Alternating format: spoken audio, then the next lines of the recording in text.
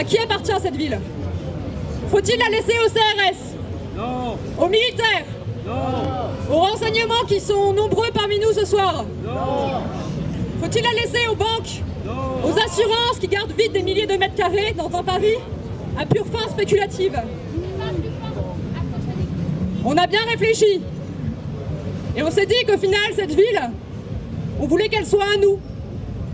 Mais pour cela, la nuit, il faut la garder aussi, la place. Il faut la garder debout la nuit. Pour cela, donc, on a besoin de palettes, d'outils, de bois, mais surtout de personnes qui restent éveillées avec nous pour nous défendre, pour défendre le lieu qu'on va construire. On va construire en dur. Parce que la nuit debout, elle sera dure ou elle sera pas.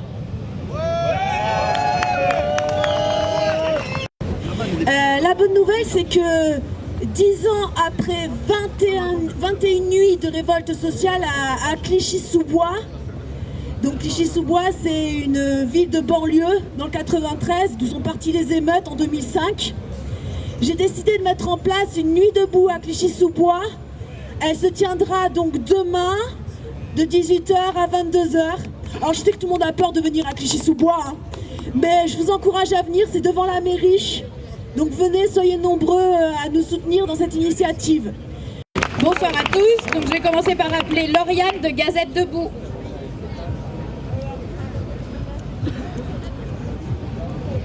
Merci. Bonsoir à tous, c'est bon, vous m'entendez? Bonsoir à tous.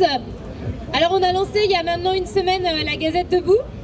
C'est le journal de la nuit debout. C'est bon. Voilà, donc en fait c'est vraiment devenu un village ici, un petit village, et nous on voudrait être le journal de ce village. Donc on appelle les gens à témoigner, à nous envoyer voilà, leurs témoignages, leurs anecdotes, voilà, ce qu'ils pensent de la nuit debout, pour laisser une trace un petit peu de tout ce qui est fait ici. Vous nous trouvez sur Twitter, sur Facebook, gazettedebout@gmail.com. Romain ou Romane? Est-ce qu'il y en a un des deux? Ouais. Salut, moi c'est Rita. J'avais juste deux remarques en fait, plus fort. J'avais juste deux remarques en fait. La première c'est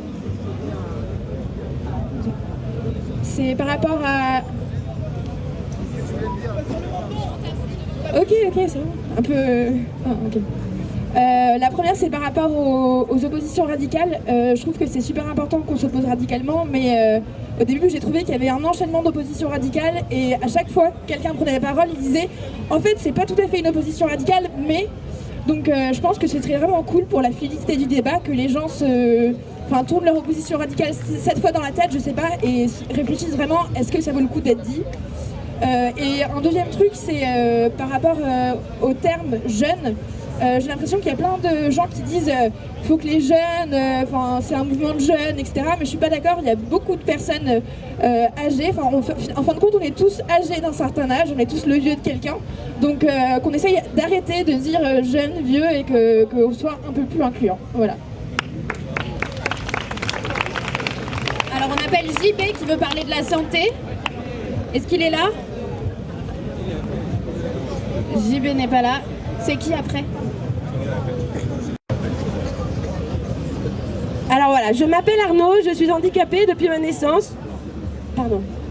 Ok. C'est les 2 minutes d'Arnaud, voilà. Je m'appelle Arnaud, je suis handicapée depuis ma naissance. Je travaille en ESAT à Gennevilliers depuis 4 ans. Mais quand j'essaye de parler à des personnes, ils ne veulent pas discuter avec moi. Et aussi, il y a des jeunes qui se moquent de moi à cause de mes tics. Ce que j'aimerais, s'il y a une nouvelle société, c'est que les gens soient plus gentils avec les handicapés. Ma situation, je suis célibataire. J'aimerais vivre avec une amoureuse comme tout le monde, mais c'est pas facile de trouver une fille avec qui vivre et de passer du temps avec ma future du ciné. Si une fille veut bien discuter avec moi, ma porte est ouverte. J'ai 26 ans et je suis très grand. Et pour finir, j'aimerais que l'amour vaincra la haine, la violence, l'ignorance, etc. Merci beaucoup et vive l'amour. Ok, Kathleen qui va nous parler de l'abstention. Bonjour à tous, est-ce que vous m'entendez bien? Oui, alors en fait, j'aimerais plutôt faire une réponse au monsieur qui prenait une abstention à 80% l'année prochaine. Je suis totalement contre parce que je pense que si aujourd'hui tous les jeunes et toute la population qui est présente sur cette place et dans les...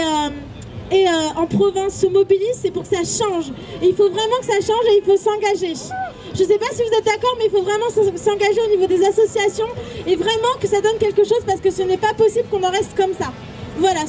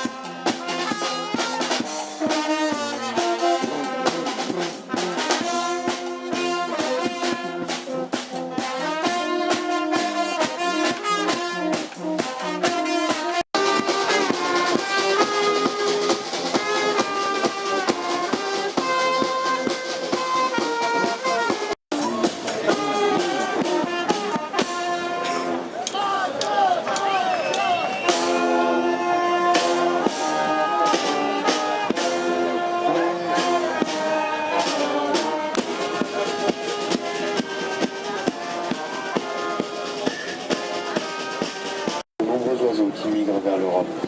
Et il est pour cela protégé. Pourtant, en creusant un peu, on se rend compte que les problèmes sont nombreux. La pollution, par exemple.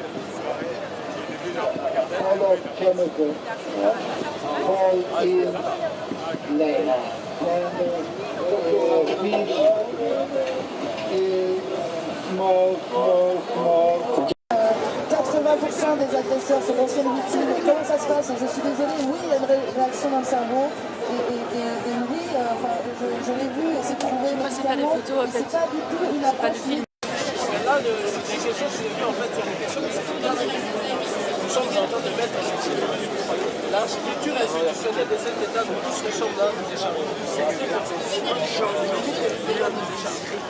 Mais sauf qu'on sait qu'il y a une monnaie qui tient cet État de la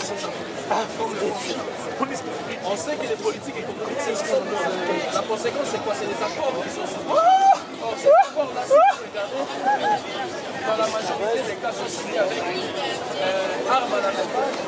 Si l'on prend par exemple le cas illustratif, deux cas illustratifs, de la Côte d'Ivoire et du Congo-Brazzaville, il n'y aura pas de plein de nourriture disponible à prix libre. Donc voilà, dans les ZAD, tout est à prix libre. Les vêtements, la nourriture, le matériel de construction, absolument tout. Alors on se débrouille tous ensemble pour récupérer le matos. On use de réseau, on appelle les copains, t'as pas un camion, t'as pas ci. Mais là, vous tous, qui 2000 personnes là, vous pouvez, demain, il peut y avoir 10 stands à prix libre. Avec de la bouffe végane, de la bouffe végétarienne, de la bouffe normale. Et ça pourrait changer les choses. Parce que pourquoi? Parce qu'avec cet argent que vous allez faire, vous allez pouvoir faire des actions. C'est-à-dire acheter du matériel, pour ouvrir des squats, ou pour faire des foot populaires, ou pour changer les choses avec les...